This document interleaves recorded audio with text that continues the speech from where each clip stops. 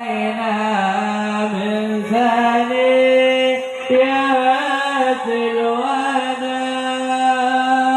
وجب الشكر علينا مدعا لله.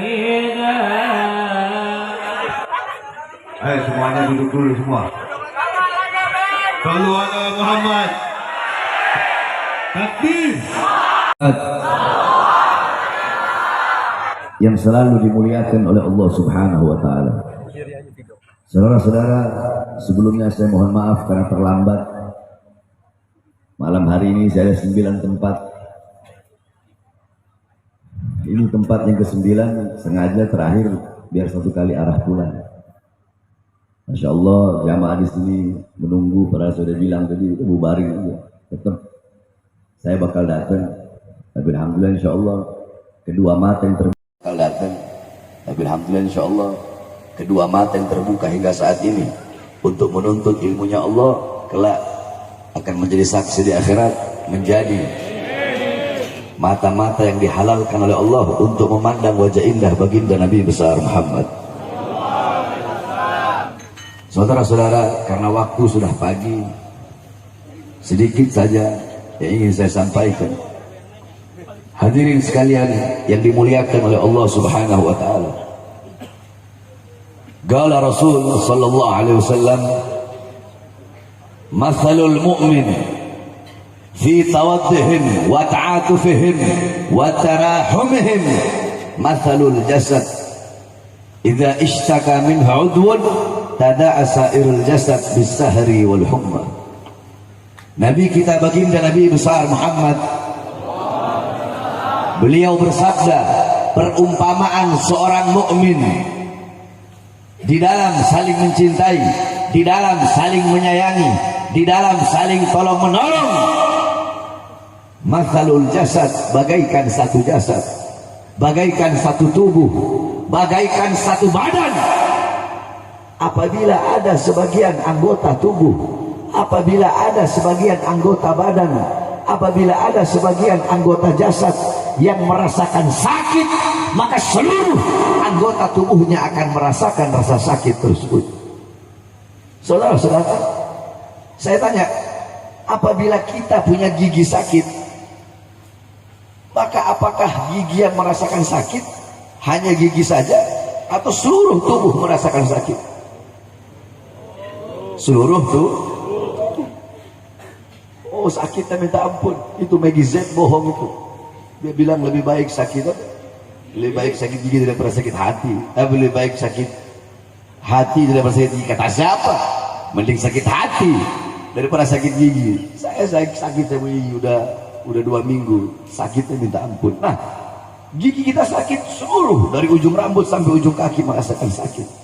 Jempol kita sakit, nggak mungkin hanya jempol itu saja merasakan sakit. Seluruh tubuhnya ikut merasakan sakit. Seperti itulah perumpamaan seorang mukmin, kata Rasulullah. Apabila ada mukmin yang lain yang merasakan sakit, maka sebagai seorang mukmin otomatis kita pun merasakan rasa sakit yang dirasakan oleh saudara mukmin kita. Nah, saudara-saudara, belum lama saudara-saudara kita yang ada di Cianjur ditimpa musibah, maka kita sebagai seorang mukmin, rasa sakit mereka adalah rasa sakit kita, penderitaan mereka adalah penderitaan kita, kesedihan mereka adalah kesedihan kita, rasa kehilangan mereka adalah rasa kehilangan kita. Mereka yang kehilangan harta benda sama seperti kita kehilangan harta benda kita. Anak-anak yang kehilangan orang tua yang kehilangan anak sama seperti kita kehilangan anak-anak kita, dan kita kehilangan orang tua kita.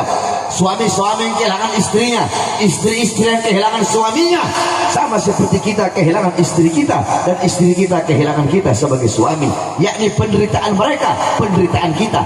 Air mata mereka, air mata kita. Darah mereka, darah kita. Seperti itulah perumpamaan seorang mukmin. Kalau kita sebagai mukmin tidak merasakan rasa sakit yang mereka rasakan, penderitaan yang mereka rasakan, maka kita tidak pantas disebut seorang mukmin, saudara-saudara. Oleh karenanya kita bersyukur kepada Allah. Karena Allah Subhanahu wa taala menjadikan kita sebagai umat baginda Nabi besar Muhammad. Umat yang mulia, umat yang agung, umat yang dimana kelak di akhirat ketika akan dimasukkan ke neraka, maka Allah berkata kepada malaikat Zabaniyah, jangan masukkan dia ke neraka, karena di dunia telah aku berikan dia segala macam ujian, musibah, maka di akhirat aku tidak berikan dia musibah dan ujian sehingga dia masuk ke dalam surganya Allah Subhanahu wa taala.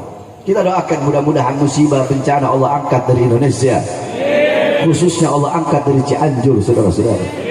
Hadirin sekalian yang dimuliakan oleh Allah, zilzal atau gempa bumi itu bukan hanya terjadi di zaman sekarang saja, dan bukan hanya di Indonesia saja, bahkan di zaman Rasulullah ketika itu ada gempa bumi, saudara-saudara. Ketika gempa bumi, Rasulullah bersama Sayyidina Abu Bakar, bersama Sayyidina Umar bin Khattab, bersama Sayyidina Utsman bin Affan, ketika gempa bumi, Rasulullah meletakkan tangannya di atas tanah dan Rasulullah berkata, wahai bumi, belum saatnya bagimu. Wahai bumi, berhentilah engkau bergoncang. Wahai bumi, ketahuilah di atas engkau ada seorang nabi, ada seorang siddiq, dan ada 2 orang syahid. Maksudnya ada Rasulullah, ada siddiq Sayyidina Abu Bakar as-Siddiq, ada 2 orang syahid Sayyidina Umar bin Khattab dan Sayyidina Utsman bin Affan. Saudara-saudara, ketika Rasulullah meletakkan tangan sucinya di atas tanah, di atas bumi, seketika bumi yang berguncang berhenti, saudara-saudara. Kemudian Rasulullah bertanya kepada para sahabat, wahai para sahabat, perbuatan dosa apa yang kalian lakukan? Perbuatan maksiat apa yang kalian lakukan? Sehingga begitu cepat Allah berikan kepada kita bencana dan musibah gempa bumi ini. Di zaman Sayyidina Umar bin Khattab ketika menjabat sebagai khalifah, idza zulzilatil Madinah khataba Umar bin Khattab amaman nas, faqala Umar bin Khattab ma asra'tum wa ma ahdastum. Ketika Madinah ditimpa dan dilanda gempa bumi, Sayyidina Umar bin Khattab mengumpulkan manusia yang ada di Madinah, kemudian beliau berkhutbah di hadapan umat, di hadapan manusia. Apa kata beliau? Sungguh cepat apa yang telah kalian lakukan, sungguh cepat apa yang telah kalian perbuat. Demi Allah, andaikan besok ada gempa susulan, aku tidak ingin tinggal bersama kalian. Sayyidina Ka'ab ibn Malik radhiyallahu anhu, ketika beliau ditanya tentang gempa bumi, apa jawab beliau? Tidaklah terjadi gempa bumi, melainkan terlalu banyak hamba-hamba yang berbuat dosa, terlalu banyak hamba-hamba yang berbuat maksiat di atas bumi, sehingga bumi takut kepada Allah. Karena takut, bumi itu gemetar. Gemetar itulah adanya gempa bumi. Yakni gempa bumi, bumi itu berguncang. Bumi berguncang itu bumi sedang gemetar karena takut kepada Allah. Kenapa? Terlalu banyak hamba-hamba yang berbuat dosa dan berbuat maksiat di atasnya, saudara-saudara. Sayyidina Anas ibn Malik pernah bertanya kepada Sayyidatuna Aisyah radhiyallahu anha tentang gempa bumi. Apa pendapat Sayyidatuna Aisyah tentang gempa bumi? Kata Sayyidatuna Aisyah, apabila 3 perkara telah merajalela. Apa 3 perkara tersebut? Apa 3 hal tersebut? Yang pertama, istahalla zina. Apabila zina telah menjadi sesuatu yang halal, zina dianggap perkara yang halal, pagi, siang, sore, malam, tidak yang tua, tidak juga yang muda, siapapun, laki-laki, perempuan membuka aurat, laki-laki, perempuan memamerkan aurat, perempuan yang telanjang di pinggir jalan, mempertontonkan auratnya, memperlihatkan auratnya, laki, perempuan pacaran, pelukan, ciuman di pinggir jalan, pelacuran di mana-mana, orang berzina, tidak punya rasa malu kepada Allah, terang-terangan mempertontonkan perzinahan mereka di hadapan manusia. Saudara-saudara, saudara-saudara, zina adalah dosa yang sangat besar. Berzina secara sembunyi-sembunyi dan berzina secara terang-terangan dosanya lebih besar. Berzina secara terang-terangan, tidak punya malu kepada Allah dan tidak punya malu kepada Rasulullah SAW. Yang kedua, istibahal khumur, minuman keras seperti perkara yang dibolehkan.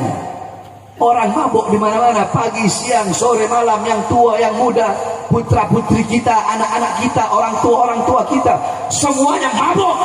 Orang pegang minuman keras seperti megang aqua, megang minuman keras seperti megang air putih di depan orang, di pinggir jalan. Mabuk, saudara-saudara, bapak dengan anak, anak dengan bapak, narkoba, pagi, siang, sore, malam, mabuk. megang minuman keras dengan bangga, mabok bangga, minum khamr bangga. Ini saya bajingan, saya mabok. Ini saya preman, saya mabok. Yang ketiga, wadarabu bil ma'azif. Orang-orang memainkan musik-musik yang membuat lupa dan lalai kepada Allah Subhanahu wa taala. Pagi-pagi, siang, sore, malam, di mana-mana saudara-saudara. Dangdut di mana-mana, orkes di mana-mana, disco di mana-mana, ikhtilat, bercampur laki dan perempuan dalam bermaksiat kepada Allah, berbuat dosa kepada Allah Subhanahu wa taala. Mereka orang-orang lupa Al-Qur'an, lupa baca Quran, lupa baca wirid, baca tahlil, baca tahmid, baca tasbih, baca takbir, baca tamjid, lupa. Coba kita lihat sebentar lagi malam tahun baru atau Februari, malam Valentine atau malam Minggu, saudara-saudara. Di mana-mana yang paling banyak yang melacur, yang berzina, yang mabok-mabokan, yang pacaran bukan orang-orang Kristen, bukan orang-orang Buddha, bukan orang-orang Hindu, tetapi abnaul muslimin, putra-putri Islam, anak-anak Islam kita yang paling banyak berbuat dosa, berbuat maksiat di tanah Indonesia, saudara-saudara. Kenapa? Karena kita sebagai orang tua lalai di dalam mendidik anak-anak kita dengan pendidikan baginda Nabi besar Muhammad. Makanya apabila Allah kasih bencana, Allah kasih musibah, jangan bertanya kepada Allah, ya Allah, kenapa kau berikan gempa bumi? Kenapa kau berikan gempa bumi, kau berikan tsunami, kebakaran, tanah longsor, banjir?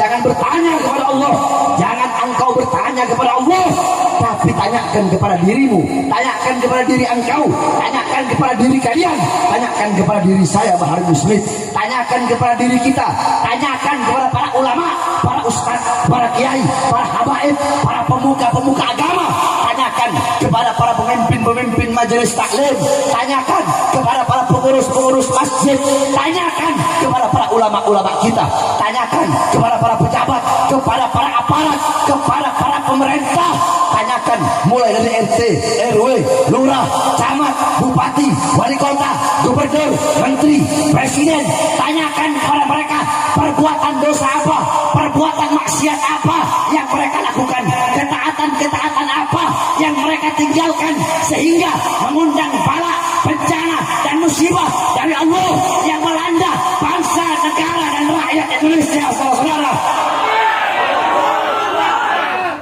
Tanyakan kepada para ulamanya, tanyakan kepada para ustadznya, para kiainya, para habibnya. Kenapa para ulama jadi ulama kontrak, ulama jadi ulama amplop, ulama jadi kera-kera bersorban? Kenapa para ulama-ulamanya menjual ayat-ayat Allah demi kepentingan perutnya? Kenapa para ulama menjual, menukar akhiratnya demi urusan-urusan dunianya? Ulama-ulamanya jadi penjilat-penjilat pemerintah, jadi penjilat-penjilat pejabat. Ayat-ayat Allah dijual, hadis Rasulullah dijual, saudara-saudara. Yang hak jadi batil, yang batil jadi hak, yang benar jadi salah, yang salah jadi benar, yang halal jadi haram, yang haram jadi halal. Tanyakan kepada para pejabatnya, tanyakan kepada para pemerintahnya, tanyakan kepada para aparatnya, berapa banyak harta rakyat yang mereka korupsi, uang rakyat yang mereka curi, rakyat yang tidak mereka sejahterakan, rakyat yang mereka sengsarakan, keadilan yang tidak mereka tegakkan. Jangan bertanya kepada Allah, tapi tanyakan kepada diri kita. Oleh karenanya, saudara-saudaraku sekalian yang dimuliakan oleh Allah Subhanahu wa taala, takutlah kita kepada Allah, kembali kepada Allah, bertaubat kepada Allah Subhanahu wa taala, hidupkan Islam, hidupkan ajaran Nabi Muhammad sallallahu alaihi wasallam, tegakkan kebenaran, tegakkan keadilan. Jangan pernah tunduk kepada kezaliman, kemaksiatan, kemungkaran. Karena kezaliman, kemaksiatan dan kemungkaran itulah menjadi syarat dan sebab Allah turunkan bala, bencana dan musibah. Maka kita sebagai para pemuda-pemudi Islam harus berada di barisan paling depan untuk melawan, menghancurkan kebatilan, kezaliman, menegakkan kebenaran, menyampaikan kebenaran, menegakkan keadilan. Saudara-saudara, saya keluar masuk penjara, berkali-kali masuk penjara. Kenapa? Apakah saya bandar narkoba? Apakah saya pencuri? Apakah saya melacur? Apakah saya bandar narkoba? Apakah saya berjudi? Apakah saya maling uang rakyat, korupsi uang rakyat? Apakah saya menjual aset-aset negara? Tidak, saudara-saudara. Tahun 2018 saya masuk penjara, 2020 saya bebas, saya keluar baru 2 hari saya dibawa kerusakan tangan saya diborgol, perut saya diborgol, kaki saya diborgol. Bebas 2021, bebas 2020. Kemudian saya masuk lagi, ditahan lagi, saudara-saudara. Kenapa? Karena saya membela rakyat. Yang saya bela rakyat, rakyat yang susah, rakyat yang kelaparan, rakyat yang menderita, rakyat yang tidak sejahtera, rakyat yang dibohongi, rakyat yang dicurangi. Yang saya tegakkan kebenaran, yang saya sampaikan kebenaran, yang saya tegakkan keadilan. Oleh karena saya tidak akan pernah kapok, tidak akan pernah capek, tidak akan pernah lelah di dalam melawan kezaliman, kemungkaran, dan menegakkan kebenaran serta keadilan. Saudara-saudara, demi Allah, untuk bangsa, untuk agama, untuk NKRI, untuk Merah Putih, untuk Indonesia, untuk rakyat. Jangankan hanya di penjara, nyawa saya, jiwa saya, darah saya murah harganya untuk tumpah, saudara-saudara. Oleh karena saya tanya masyarakat yang ada di sini, siap sampaikan kebenaran? Siap sampaikan kebenaran? Siap melawan kezaliman? Siap melawan kemungkaran? Siap melawan kebatilan? Siap mati demi NKRI? Siap binasa demi Indonesia? Siap hancur demi Islam? Allahu Akbar!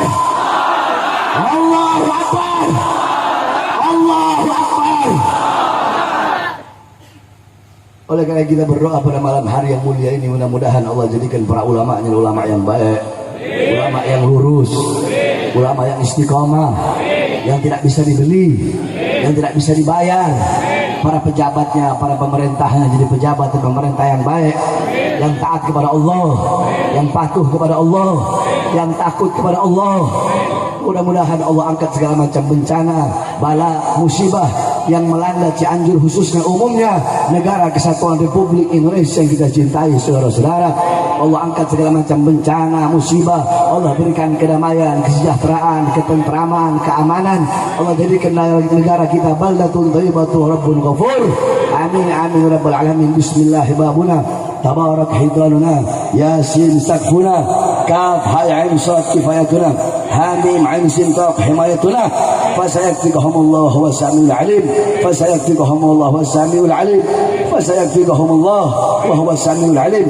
Wala hawla wala quwwata illa billahil aliyil azim. Wa sallallahu alaihi wasallam Muhammadin wa ala alihi wa sahbihi wa barik wa sallam. Alhamdulillahi rabbil alamin. Wal afu minkum. Wassalamu alaikum warahmatullahi wabarakatuh.